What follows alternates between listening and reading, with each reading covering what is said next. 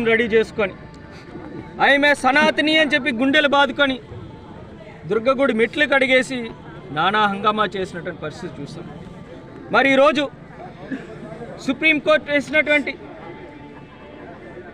SIT ఏదైతే ఉందో నేరుగా వారు ఒక నివేదికను ఇవ్వడం జరిగింది.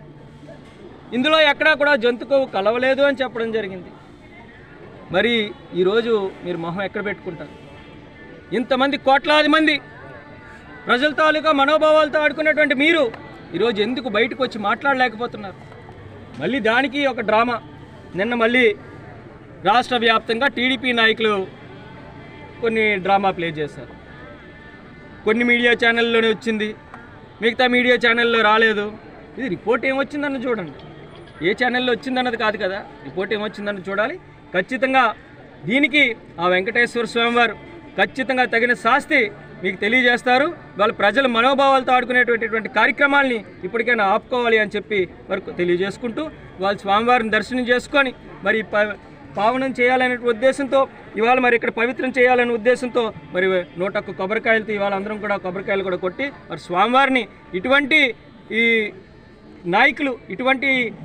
నాయకులు ఎవరైతే ఉన్నారో వాళ్ళ తాలూకా బుద్ధిని మార్చేటువంటి విధంగా వాళ్ళకి మంచి బుద్ధిని ప్రసాదించమని కోరుకోవడం జరిగింది.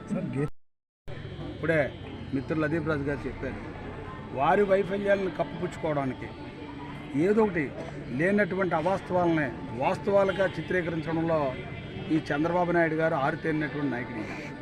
తెలుసు మనకి ఈయన కోసం ఏంటంటే తిరుమల తిరుపతి దేవస్థానంలో జంతువుల తాలూకా కొవ్వు కలిసిపోతుంది అనేటటువంటి తీసుకొచ్చి వెంకటేశ్వర స్వామి తాలూకా వెంకటేశ్వర స్వామికి ఈ ప్రపంచంలో వేలాది మంది, లక్షలాది మంది, కోట్లాది మంది భక్తులు ఉన్నారు.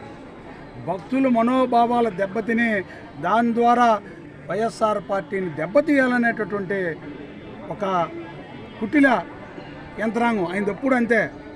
ఆయన ఎప్పుడో చెప్పింది చేయడు, చేసింది చెప్పరు. ఆయన అటువంటి దుర్బుద్ధితో పార్టీని అప్రతిష్ట పాలు చేద్దామనే ఆలోచనతో ఈ కుతంత్రం పన్నే దేవుడిని అప్రతిష్ట పాలు చేసినటువంటి సంఘటన.